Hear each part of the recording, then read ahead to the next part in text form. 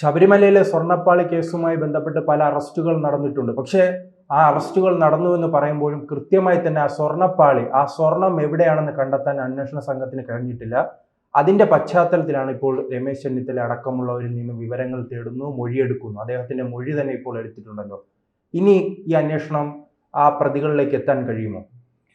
SIT ഒരു ഇടക്കാല report ഹൈക്കോടതിയിൽ കൊടുത്തതിന് ശേഷം കാര്യങ്ങൾ ഇച്ചിരി മന്ദഗതിയിലാണ് എന്ന് വേണം മനസ്സിലാക്കാൻ. ആദ്യം ഉണ്ടായിരുന്നൊരു ആവേശം പ്രത്യേക അന്വേഷണത്തിന് ചോർന്നു പോയോ എന്നൊരു സംശയം ഇപ്പോൾ നിലവിലുണ്ട്. മാത്രമല്ല, അതിന് ശേഷം ഇപ്പോൾ ഒരുപാട് പുതിയ രാഷ്ട്രീയ സാമൂഹിക പ്രശ്നങ്ങളൊക്കെ ഉയർന്നു വന്നതോടുകൂടി ശബരിമല സ്വർണ്ണങ്ങളുമായിട്ട് ബന്ധപ്പെട്ട പൊതു ചർച്ച ഇപ്പോൾ ഏതാണ്ടൊരു അസ്തമിച്ച ഘട്ടത്തിലാണ്. അപ്പോൾ അത് ഈ അന്വേഷണത്തെയും സത്യം കണ്ടെത്തുന്നതിലും സാരമായിട്ട് ബാധിക്കും എന്നാണ് നമ്മൾ ആദ്യം മനസ്സിലാക്കേണ്ടത്. ഇപ്പോൾ 1.5 മാസം കൂടി SITക്ക് ഹൈക്കോടതി സമയം നീട്ടിക്കൊടുത്തിട്ടുണ്ട്. കാരണം അന്വേഷണം പൂർത്തിയാക്കാനായിട്ട്. ആ ചുമതല കൊടുത്ത സമയത്ത് തന്നെ ഹൈക്കോടതി ചില പരാമർശങ്ങൾ നടത്തി. അതാണ് ഇതിൽ ഏറ്റവും ഗുരുതരം എന്ന് പറയുന്നത്. അതായത് ഈ സ്വർണ്ണക്കൊള്ളയായിട്ട് ബന്ധപ്പെട്ട് വൻ തോക്കുകൾ ഇതിൻ്റെ പിന്നിലുണ്ട് എന്ന് ഹൈക്കോടതി സംശയലേശമന്യേ പറഞ്ഞിരിക്കുക. അപ്പോൾ ഈ വൻ തോക്കുകളിലേക്കാണ് ഇനി അന്വേഷണം ചെന്ന് ചേരേണ്ടത്. അപ്പോൾ അത് ആരാവും എന്നുള്ളത് നമുക്ക് സാധാരണഗതിയിൽ ഊഹിക്കാന്നുള്ളേ ഉള്ളൂ. ആരൊക്കെ ആയിരിക്കും? പാർട്ടിയുടെ ഉന്നതന്മാരായിരിക്കാനാണ് സാധ്യത. ഇനി അതിനപ്പുറം മറ്റാരെങ്കിലും ഉണ്ടോ എന്നുള്ളതും ഇനി വെളി വരേണ്ടതാണ്. അപ്പോൾ പത്മകുമാറിലും വാസുവിലും നിൽക്കുന്ന അന്വേഷണം അവരിൽ നിന്നും 1 ഇഞ്ച് ദൂരം മുന്നോട്ട് പോയിട്ടില്ല. 1. 2, ഇവരെ കൂട്ടിയിരുത്തി ഇതുവരെ SIT ചർച്ച ചെയ്തിട്ടില്ല. ഇത് സംശയം ഉളവാക്കുന്നതാണ്. ഇപ്പോൾ 3-4 ഉദ്യോഗസ്ഥരെയും 2 പ്രസിഡന്റുമാരെയും നിലവിൽ അറസ്റ്റ് ചെയ്ത് ഇവർ കസ്റ്റഡിയിലുണ്ട്.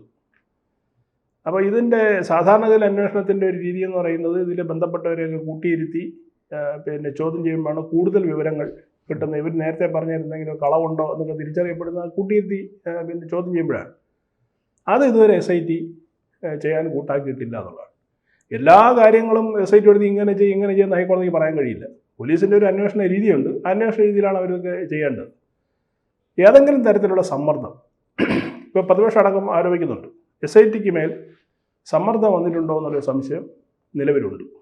അതിൻ്റെ ഒരു പ്രധാനപ്പെട്ട കാരണം ED ഈ കേസിലെ അന്വേഷണത്തിലേക്ക് രംഗപ്രവേശനം ചെയ്യുകയാണ്. എൻഫോഴ്സ്മെൻറ്റ് ഡയറക്ടറേറ്റ് അവർക്ക് ഈ കേസിൻ്റെ താല്പര്യം എന്ന് പറയുന്നത് ഇതിനകത്ത് ഈ വലിയ തോതിലുള്ള കള്ളപ്പണ ഇടപാടും ഇതിൻ്റെ ഇടയിൽ കൂടെ നടന്നിട്ടുണ്ട് എന്നുള്ള ഒരു സംശയവും ED ഉന്നയിച്ചിട്ടുണ്ട്. അതിൻ്റെ ഭാഗമായിട്ട് അവർ ഈ അന്വേഷണത്തിൽ ഇടപെടാൻ വേണ്ടി അപേക്ഷ കൊടുത്തപ്പോൾ ഈ വിചാരണ കോടതി അതിൽ ഈ കൊടുത്ത അപേക്ഷയിൽ ചില പിശകുകളുള്ളത് കാരണം അത് തിരുത്തി തരണം എന്നാവശ്യപ്പെട്ടു.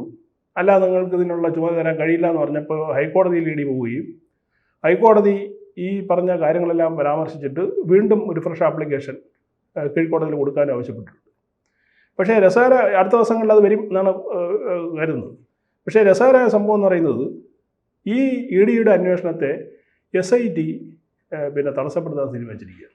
എന്ന് വെച്ചാൽ ഇവർ എതിർക്കും. കോടതിയിൽ EDയുടെ അന്വേഷണം വേണ്ട എന്ന് SIT പറയാൻ തീരുമാനിച്ചിട്ടുണ്ട്. 2 ദിവസം മുമ്പ് മുഖ്യമന്ത്രിയുടെ ഒരു പ്രസ്താവന കൂട്ടി വായിക്കുമ്പോഴാണ് ഇതിലെ ദുരൂഹത കുറച്ചുകൂടി വ്യക്തമാകുന്നത്. മുഖ്യമന്ത്രി പറഞ്ഞാൽ എന്താ? ഈ ശബരിമല സ്വർണ്ണക്കൊള്ള കേസിൽ EDയുടെ അന്വേഷണത്തിൻ്റെ ആവശ്യമില്ല. അത് മുഖ്യമന്ത്രിയാണോ തീരുമാനിക്കുന്നത്?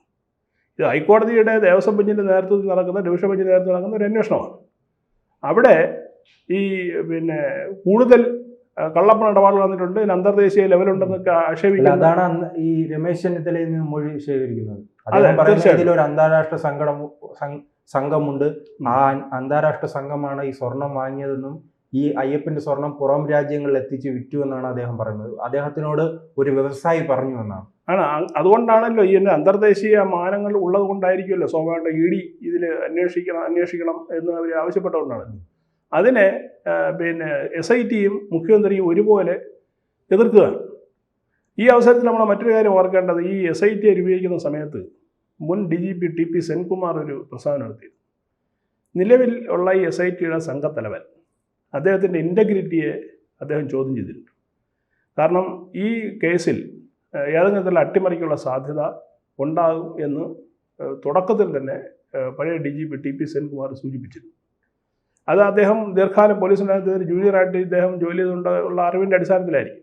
അപ്പോൾ സർക്കാരിന് അമിതമായി വിധേയത്വം പുലർത്തുന്ന ഉദ്യോഗസ്ഥനാണെന്നാണ് സാരം. അപ്പോൾ സ്വാഭാവികമായിട്ട് സർക്കാരിൻ്റെ ഇങ്ങനത്തെ അന്വേഷണങ്ങൾ നീങ്ങുക.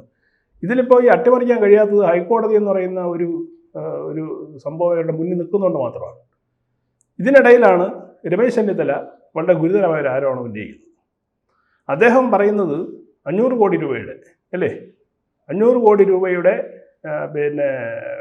എന്താ കൊള്ള ഇതിൽ നടന്നിട്ടുണ്ട് എന്നാണ് അദ്ദേഹം ആരോപിക്കുന്നത്. അത് 500 കോടിയാണോ അതിന് മേലെയാണോ എന്നുള്ളതിനെ കുറിച്ച് നമുക്കറിയില്ല. കാരണം ഈ ശബരിമലയിലും അതുപോലുള്ള പ്രധാന ക്ഷേത്രങ്ങളിലുമൊക്കെ ഉള്ള വസ്തുക്കൾക്ക് ആൻറ്റിക് വാല്യൂ എന്ന് പറയുന്നത്, അതായത് അതിൻ്റെ പുരാവസ്തു മൂല്യം എന്ന് പറയുന്നത് നമുക്ക് ചിന്തിക്കുന്നതിന് വളരെ അപ്പുറമാണ്. പ്രത്യേകിച്ചും ഡിവൈൻ ഒബ്ജക്റ്റും കൂടിയാണ്. അപ്പോൾ സ്വാഭാവികമായിട്ടും അതിൻ്റെ മൂല്യം വളരെ കൂടുതലായിരിക്കും. അപ്പോൾ അതുകൊണ്ടാണ് അദ്ദേഹം 500 കോടി എന്നൊരു തുക അദ്ദേഹം പറഞ്ഞത്. ചിലപ്പോൾ അതിന് മേലെയായിരിക്കും, ചിലപ്പോൾ കുറവായിരിക്കും. ഇത് അന്തർദേശീയ തലത്തിൽ ഈ കൊള്ളസംഘം പ്രവർത്തിച്ചിട്ടുണ്ടെന്ന് വെച്ചാൽ ഈ 2 പ്രസിഡന്റുമാരും ഈ ഉദ്യോഗസ്ഥന്മാരും ഇനി കണ്ടുപിടിക്കപ്പെട്ടവരും ചേർന്ന് ഒരു ഇൻ്റർനാഷണൽ ഒരു ഇടപാടാണ് ഇതിൽ നടത്തിയിട്ടുള്ളതാണ് ചെന്നിത്തല ആരോപിക്കുന്നത്. അല്ല, അദ്ദേഹം ഇത് എന്നറിഞ്ഞിരിക്കും? കാരണം ഇത് അവസാന ഘട്ടമാണല്ലോ ഇത്തരം ഒരു പരാമർശവുമായി വരുന്നത് അദ്ദേഹം. അല്ല, ഇതിൽ ചെന്നിത്തല ഉന്നയിച്ച ഈ ആരോപണത്തിൽ എത്രത്തോളം കഴമ്പുണ്ട് എന്നുള്ളത് അന്വേഷണത്തിലാണ് വരേണ്ടത്. മാത്രമല്ല ചെന്നിത്തല ധൈര്യപൂർവ്വം രാഷ്ട്രീയ ലക്ഷ്യമിട്ടുള്ള പരാമർശമാണ് ആണെന്ന് സംശയമുണ്ട്. അപ്പോൾ ചെന്നിത്തല പറയുന്ന വേറൊരു കാര്യമുണ്ട്. SIT മുമ്പിൽ ചോദ്യം ചെയ്യാൻ ഞാൻ ഹാജരാകാൻ തയ്യാറാണെന്ന് പറയുന്നുണ്ട്. അപ്പോൾ അദ്ദേഹത്തിന് ഉന്നയിച്ച ആരോപണത്തിൽ ഉറച്ചു നിൽക്കുകയാണ്. കേവലം ഒരു രാഷ്ട്രീയ ആരോപണം എന്നതിലപ്പുറം അദ്ദേഹം പറയാണ്, എന്നെ ചോദ്യം ചെയ്യാൻ വിളിപ്പിച്ചോളൂ, ഞാൻ വിശദീകരണം നൽകാമെന്ന് പറയാം. അപ്പോൾ വേറൊരു ആളിൽ നിന്നും, ഒരു വ്യവസായത്തിൽ നിന്നും കിട്ടിയ വിവരങ്ങളാണ് ഇദ്ദേഹം പങ്കുവയ്ക്കുന്നത്. അപ്പോൾ ഇദ്ദേഹം കൂടുതൽ വിവരങ്ങൾ SIT കൊടുക്കുമായിരിക്കാം. അങ്ങനെ അതിൽ നിന്നും നേരത്തെ ചെന്നിത്തലയ്ക്ക് വിവരം കൊടുത്ത വ്യവസായിയിലേക്കും അതുവഴി മറ്റു ബന്ധങ്ങളിലേക്കൊക്കെ പോയി കഴിഞ്ഞാൽ ഒരു പക്ഷേ ഇതിൻ്റെ യഥാർത്ഥ വസ്തുത പുറത്തു വന്നേക്കും. ഇപ്പോൾ നമ്മൾ മനസ്സിലാക്കേണ്ടത് യൂറോപ്പ് കേന്ദ്രീകരിച്ച് ഈ നമ്മുടെ നേരത്തെ പറഞ്ഞ ഈ ആൻറ്റിക് ഒബ്ജക്റ്റുകൾ, പ്രത്യേകിച്ച് ഇന്ത്യയിലുള്ള ക്ഷേത്രങ്ങളുമായിട്ട് ബന്ധപ്പെട്ടുള്ള പുരാവസ്തു മൂല്യമുള്ള വസ്തുക്കൾ വലിയ തോതിൽ വിൽപ്പന നടക്കുന്ന ഒരു കേന്ദ്രമാണ് യൂറോപ്പ് എന്ന് പറയുന്നത്. യൂറോപ്യൻസിന് ഇതിലേക്ക് വലിയ താല്പര്യമാണ്. അവർ എത്ര കോടി രൂപ കൊടുത്തുവാണെങ്കിലും ഇതൊക്കെ സ്വന്തമാക്കാൻ തയ്യാറാവുന്നവരാണ്. അപ്പോൾ അതുകൊണ്ട് തന്നെ നേരത്തെ ശ്രീ സൂചിപ്പിച്ചതുപോലെ ഇതിൻ്റെ ഒറിജിനൽ സാധനം മിക്കവാറും അവർ മാറ്റിയിട്ടുണ്ടാവും. ഇപ്പോൾ അവിടെ ഇരിക്കുന്നത് മിക്കവാറും ഡ്യൂപ്ലിക്കേറ്റ് ആവാനേ സാധ്യതയുള്ളൂ. അല്ലെങ്കിൽ ഈ സ്വർണ്ണ തകിട് പൊതിഞ്ഞതാണല്ലോ ശരിക്കുള്ളതെന്ന് പറയുന്നത്. 6-7 ലെയറായിട്ട് സ്വർണ്ണ തകിട് പൊതിഞ്ഞതാണ്. അതിനെ അവർ മാറ്റിയിട്ട് ഇതിനകത്ത് ഗോൾഡ് പ്ലേറ്റ് ചെയ്ത് വളരെ ചെറിയ ശതമാനത്തിൽ സ്വർണത്തിൻ്റെ ആവശ്യമേ ഉള്ളൂ. നേരത്തെ നമ്മുടെ ഈ പാളികൾ വയ്ക്കുന്നതിന് പകരം, അല്ലെങ്കിൽ ഇതിൻ്റെ നമ്മൾ ഈ അലുമിനിയം ഫോയിൽ പോലെയുള്ള ചെറിയ നേർത്ത ഷീറ്റുകൾ വയ്ക്കുന്നതിന് പകരം അതിൻ്റെ ഒരു 1/10 സ്വർണ്ണം മതി ഇലക്ട്രോപ്ലേറ്റ് ചെയ്യാനായിട്ട്. അപ്പോൾ സ്വാഭാവികമായിട്ടും ഇവർ ഒറിജിനൽ കടത്തിയിട്ടുണ്ടാവാം. ഇപ്പോൾ അവിടെ ഇരിക്കുന്ന ഡ്യൂപ്ലിക്കേറ്റ് ആവാം. ഇത് കണ്ടെത്താൻ അന്വേഷണത്തിന് കഴിഞ്ഞില്ല എന്നുള്ളത് ഒരു വലിയൊരു പിഴവ് തന്നെയാണ്.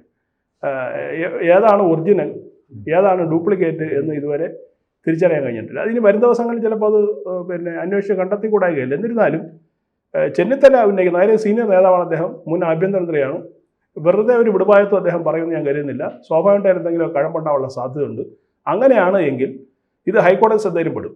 ചെന്നിത്തല പറഞ്ഞ ഹൈക്കോടതി ശ്രദ്ധയിൽപ്പെടുമല്ലോ. അപ്പോൾ ആ തരത്തിലേക്ക് ഇനി അന്വേഷണം ഡൈവേർട്ട് ചെയ്യാനുള്ള ശ്രമമായിരിക്കും സ്വാഭാവികമായിട്ടും ഈ അന്വേഷണ സംഘത്തിൻ്റെ അതിൽ ഹൈക്കോടതി ഭാഗത്തുനിന്നും ഉണ്ടാവുക.